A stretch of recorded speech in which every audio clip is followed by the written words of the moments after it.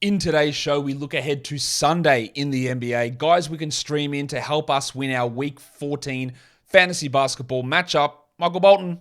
Thanks, Josh. It's Michael Bolton here, and it's time for another episode of the Locked On Fantasy Basketball Podcast. Let's get to it. Let's get to it, indeed. You are Locked On Fantasy Basketball, your daily fantasy basketball podcast, part of the Locked On Podcast Network.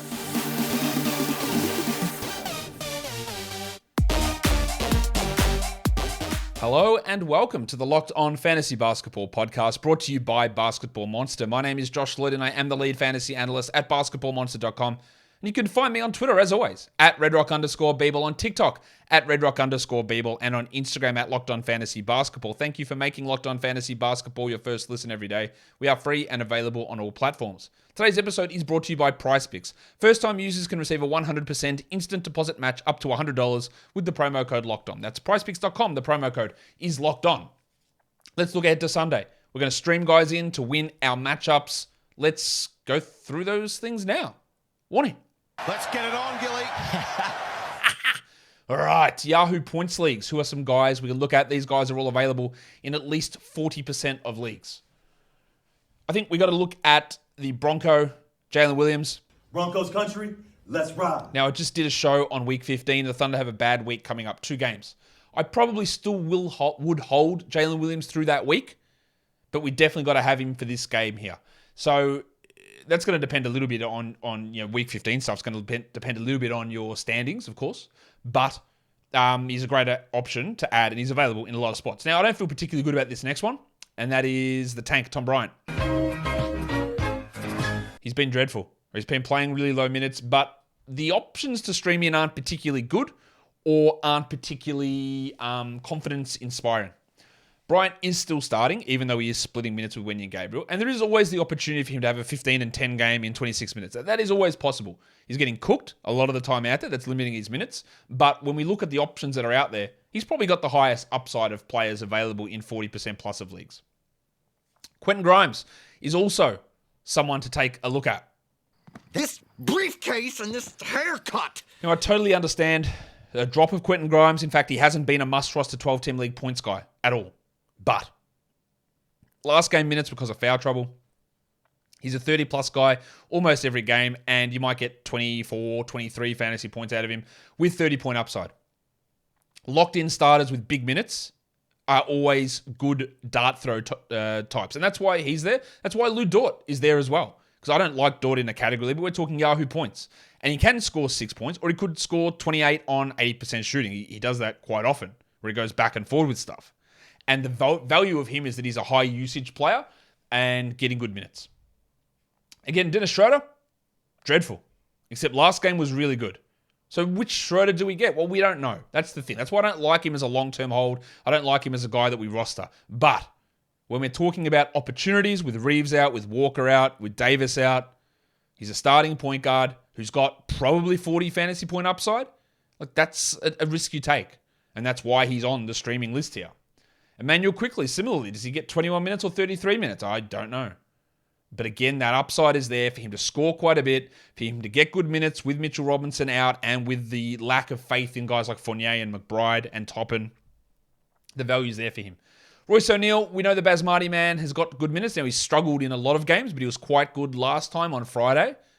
He's not, I don't think, quite as good as the names ahead of him, but he's at least an option for us. And the same goes with Trey Murphy. We don't expect Brandon Ingram to play, so Murphy will get another start. Maybe Najee Marshall's out again as well. So Murphy should get another opportunity. Over his last 5 games, he's been good in about 4 of them. So the odds are working, or they have worked well for those games. We hope he puts up another strong game, but he is at least a very good option to stream in on a day like Sunday. In ESPN points leagues, we use a different cutoff there because apparently every league over there is inactive. These guys are all available in at least 70% of leagues. A lot of the same names. We've got Jalen Williams. We've got Tom Bryant. That's the Bronco, Jalen Williams. Tom Bryant, Quentin Grimes, Trey Murphy, Emmanuel Quickly, Dennis Schroeder. I'll also throw in Jose Alvarado, who's widely available over there. And if Najee Marshall misses, then Alvarado can play 25 to 30 minutes. He can be a bulk scorer at times. He's not always. He's not reliable for that, but he can do it. and there are going to be extra minutes available. And I also looked at Victor Oladipo, who's just available in tons of spots on ESPN. It's not the case on Yahoo, but on ESPN he is. He qualifies for this list on ESPN, and he is, look, even though the last two games have been under 30 minutes, whether that's healthy squad, whether that is blowout related, whether that's shooting related, I don't know. But we'll find out as we move forward. But for now, Oladipo looks like, at the very, very least, a great streamer. I think he still should be a 12-team league player, not just a streamer, but he's available over there in ESPN points leagues, and he is a pretty strong pickup. Today's episode is brought to you by PrizePicks. I don't know why I said it that way, but PrizePicks is daily fantasy, and it's daily fantasy made easy. You've played daily fantasy before. This is not what it is. We're not talking about salary caps. We're not talking about thousands of people. It's individual player projections, you versus them. That's it. They might have Dennis Schroeder 10.5 points. And you go, I think he will score more than that today. God, I don't want to rely on it, but I think he will. Or you go Tom Bryant over under 5.5 rebounds. And you go, maybe today it's a bad day for Bryant. So we'll go under on that one. You can put between 2 to 6 of those individual projections into one lineup, and you can win up to 25 times your entry fee back if you win. You can do it in over 30 states, you can do it in Canada, and you can do it in under 60 seconds. It's not just the NBA, you can do NFL, you can do college sports, college basketball, you can do golf, PGA, MMA, boxing, cricket, of course, disc golf. So go to PrizePicks.com or download the PrizePicks app to sign up and play daily fantasy sports. First-time users can receive a 100% instant deposit match up to $100 with the promo code LOCKEDON. If you deposit $100, PrizePicks will give you $100. If you deposit $50, PrizePicks will give you $50. So don't forget to enter the promo code LOCKEDON at sign up for an instant deposit match up to $100. Let's go to category leagues. Who are we streaming in for each of the major 8 categories? Who is it? Who are we looking at? We'll start with the points category. We're looking at Dennis Schroeder. I said there is good upside there. There is big downside, but there is good upside.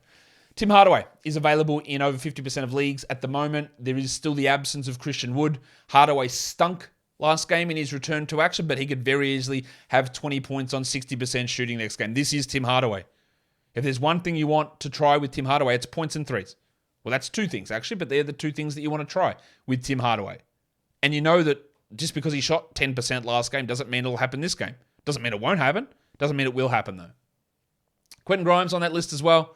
He can be a 14, 15-point scorer. He doesn't have the upside of Schroeder and especially Hardaway in terms of scoring ceiling, but he's there. And the same goes with Marcus Morris. I don't think he's got the high ceiling, but he is at least going to be a double-digit scorer like Grimes, maybe 15 points, 14 points, that sort of a player. It's useful enough. If you want to go higher upside, Seth Curry, but we've seen in Brooklyn, it's Joe Harris or O'Neal or Curry or Tony Warren, who's on this list as well. O'Neal's on this list. We never know who it's going to be game by game, so that's why Seth, TJ, and Royce are all on the list. They all could pop off for 20. They all could score 8. It is tough to predict how that's going to happen because Jacque Vaughn has been very inconsistent with how they have been used in his offense and how they have been used minutes-wise as well. I've also put Jose Alvarado on there. He had a 38-point game earlier this season. There are extra minutes available. He's been playing at a higher level, been playing more minutes. He's not the guy you automatically think of for points, but with a dearth of options available on the waiver wire, he's in the mix for us to try and stream in. For 3-pointers, a lot of the same names. These categories correlate pretty decently. Tim Hardaway, probably the best one out there. He's a 7 3-point upside player. Royce O'Neal, 3 to 4 threes. Quentin Grimes, 3 to 4 triples as well. Both of those guys, O'Neal and Grimes, take a big proportion of their shots from 3. Same with Dorian Finney-Smith, who's on this list. We know that he might only take 5 shots, but 3 of them are probably going to be from deep, and he might hit 2. And the other one who was just an absolutely unbelievably reliable source of threes is Isaiah Joe. We saw him absolutely blow up last game. Now, I don't really trust that as a long-term thing, but he is top 100 over the last week in category leagues. He hits almost 3 threes a game every game. 80+% of his shots come from 3-point land. He's hitting them at 43%, or a number roundabout there. If he gets the minutes, he's going to get them up, and they're going to go in. So, does he have an 8 3-pointer upside? Yeah. What's his floor? 2 threes though? Like he's a guy that's available literally in basically every league, all 10s and 12s and 14s. He's playing at a super high level. No, he's not a long-term ad, especially with a 2-game week coming up. But to stream in for 3s on Sunday, yeah, I love it. The winner soldier, Max Strus, we know what he does. He shoots 3s. Seth Curry and Marcus Morris. These are all 3 to 4 3-point ceiling guys. Maybe Seth's a 6 or 7 3-point ceiling player. But there's tons of good options. As we say every year, there's tons of good 3-point streaming options available on your waiver wire. For rebounds, it's less interesting, but there's still quite a few guys here. Kevon Looney lost his starting spot, but he can still pull in 8 boards off the bench. Jericho Sims, well, he is starting with Mitchell Robinson out. And this could be double digits rebounds. He is a very good short-term stream when you're looking for big man numbers. His backup, Isaiah Hartenstein. Well, who's to say that Sims doesn't get into foul trouble or Hartenstein hasn't played 25 minutes? Not me. I mean, it could happen. I'd still prefer Sims over Hartenstein, but Hartenstein's an option for us. As is Precious Achiuwa. For Saturday's game, Fred VanVleet is sitting out. Achiuwa is starting. They play again on Sunday. I don't know whether VanVleet will be available, but if he isn't, then Achiuwa's value goes up. And if he is, Achiuwa still probably plays 21 minutes. So there's good numbers there. Dwight Powell, bigger minutes with Christian Wood out. He's not going to pull in 15 boards most likely. It's maybe 8 or 9. But that's good. And the extra minutes help him. Wenyen Gabriel, good double-digit rebound option. Dyson Daniels, out-of-position rebounds, which can be really useful for you as well. And then Larry Nance, who did play a lot more minutes last game, which was intriguing considering how low his minutes had been prior to that. But he's a pretty solid rebound option there as well. If we go to look at assists, now these are always really quite dry, but it's probably one of the better streaming days for assists. We've got Dennis Schroeder out there. That's 8 or 9 assist upside. Tyus Jones, if anything does happen to Ja Morant and he comes down with the Sunday hip issue, then Tyus is going to blow up here. Alvarado, good 5 to 6 assist player. Dyson Daniels is probably a 4 assist type of a guy. After that, it gets a little bit rough, but Pat Beverly can get you 3. Quentin Grimes can get you 6 at times. DiVincenzo can be a 4 to 5 assist player, but with all the Warriors likely coming back and playing, his value is going to be muted quite clearly. And then Seth Curry's not the highest assist player. But there are a few options there with Alvarado, Jones, and Schroeder who can be decent enough assist guys, with some other guys just chipping in little bits and pieces. But as we know, it is really hard to get good value with assists streaming off the waiver wire. Today's episode is also brought to you by FanDuel. The NFL playoffs are here, and we're really excited about our new sports betting partner for Locked On because they're the number one sportsbook in America, FanDuel. And if you're new to FanDuel, that's even better. They have so many great features that make betting on sports fun and easy. New customers, if you join today, you get started with a $150 in free bets, guaranteed, when you place your first $5 bet. Just sign up at FanDuel.com/lockedon. FanDuel has all your favorite bets from the money line to point spreads to player props. Plus, you can even combine your bets for a chance at a bigger payout with a same game parlay. We've got NFL divisional round tomorrow. If we look at the over-under totals for those two games, Bengals-Bills have got 48.5. Cowboys-Niners, 46.5. That Cowboys-49ers one, that's starting to creep up a little bit. Do they expect a little bit more fireworks? I don't know. But you can combine so many of those things, plus player props, plus futures. Everything is available over there, over on FanDuel to look at all of these odds for all of these NFL games as they're our new betting sponsor, which is great. So it's all these bets you can do on an app that's safe, it's secure, and it's super easy to use. So sports fans, don't miss out. Place your first $5 bet to get $150 in free bets, win or lose, at FanDuel.com/lockedon.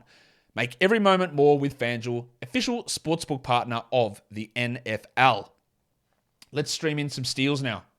Really like some of these options, some very good value here in these guys. We start with Jose Alvarado. We know that, that's obvious. Dorian Finney-Smith is a 2 steals sort of a player. Dyson Daniels is a 3 steals upside player, I think, and his role should be pretty good. DiVincenzo is a good steals guy. Caleb Martin, historically, is been getting good steals, and he's a good minutes player at the moment. Josh Green, that's a guy who's going to be available everywhere. Like, you can go and add Josh Green in nearly every format. He's there. Quentin Grimes, he's got 5 steal upside, I reckon. I guess some of these other guys do as well, but we've seen him have these big steal games. And then it is a little bit of a drop-off, but Troy Brown is getting some decent minutes, so he's someone that we can take a look at. For blocks, Drew Eubanks has just got a really rock-solid 18, 19-minute backup role that probably can give you 2 blocks. Jericho Sims has got higher upside, like 4 to 5 block upside as a starting center, and he's a good option too. You got Wenyen Gabriel, you got Precious Achiuwa. I really like those first 4 names when you're trying to search for blocks on Sunday. There's some very decent value there. Then we get a little bit iffy, like Nico Batum, maybe he gets a block. Pat Beverly's a good shot blocker for a guard, but what's the upside? Hartenstein, just not probably going to play enough minutes. Same with Brandon Clark, although Hartenstein and Clark probably both have 2 to 3 block upside, whereas Beverly and Batum do not. But the top 4 names there have a little bit of value for you. For field goal percentage, Dwight Powell's an excellent field goal percentage player, especially with more minutes. Brandon Clark, also an excellent field goal guy, as is Jericho Sims. You just made the list! There's some really strong field goal percentage options. Then we get a little bit less interesting with Drew Eubanks and Wenyen Gabriel, Larry Nance, Kevon Looney, Jackson Hayes. But Still guys that can help. I just really like those top 3 names there a little bit more. And then for free throw percentage, Dennis Schroeder, good free throw shooter. Damian Lee, excellent free throw shooter. He just doesn't take that many. But if we do have absences for Shamet and Paul again, then yeah, like we really like that. Seth Curry, Reggie Jackson, who's getting a few more minutes lately, more minutes than Terrence Mann last game Reggie did. Maxi Strus is a good free throw shooter. Edmund Sumner, Isaiah Joe, excellent shooter across every area. And Dante DiVincenzo has been a pretty good free throw shooter this season as well. So if we look to the next 4 days, now that's Sunday done.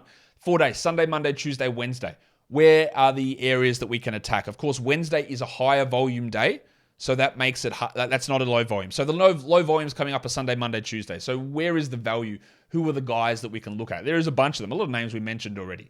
Trey Murphy's got 2 games in the next 3 nights. Tom Bryant, Jalen McDaniels, Quentin Grimes, Herb Jones. All of these guys have 2 games in the next 3 nights, with some short-term value to add them to get some games in without wasting too much waiver wire stuff. Pat Williams, Derek White. Now, Derek White long-term I think is going to be a drop, but Tatum is out. But then Monday, Tuesday, or Tatum will be back, but Monday, Tuesday, Horford will be out and Rob Williams will be out on one of those games. So that does give that boost to Derek White, making him back in terms of being that interesting streamer on Monday, Tuesday. And Dennis Schroeder also has 2 games in the next 3 nights with a little bit of value. Obviously, he plays Sunday, and then I think we've got a game from him on Monday as well. So some value there. And if we just look at the next 4 days in totality, the top 6 names on this list, I think they're guys that we want to roster anyway with real good short-term value. It's TJ McConnell. He's got 2 games in the next 4 nights. Trey Murphy has 3. Got to have him. Jalen Williams. Now, despite the Thunder having not the greatest schedule, they play 2 games in the next 4 nights, and he's a rosterable guy anyway. Jalen McDaniels, we're just doing all Jalen's here. Jalen Williams, Jalen McDaniels, Jalen Duren. Jalen McDaniels has 2 games. Jalen Duren only has 1, but I believe he's a must-roster player. Then you got Delon Wright with 2 games in the next 4 days. I'm pretty interested in him as an ad to see what happens, especially with his steal numbers, if you're looking for that category. And then the value of guys like Tom Bryant and Herb Jones. They've got 3 games in the next 4 nights. Even though Jones is more of a steal specialist, Bryant's more of a specialist, someone who can get some minutes though. So might get 60 minutes out of Tom Bryant over the next 3 nights with 1 waiver ad. That's not bad use of that waiver ad, even though his value is clearly shrinking. And that will do it for me today. Don't forget to follow this podcast on Apple Podcasts, Google Podcasts, Stitcher, Spotify, and on the Odyssey app. And if you're here on YouTube, you know what to do. Thumb up, leave your comments down below, subscribe as well. Guys, we are done here. Thank you so much for listening, everyone. See ya.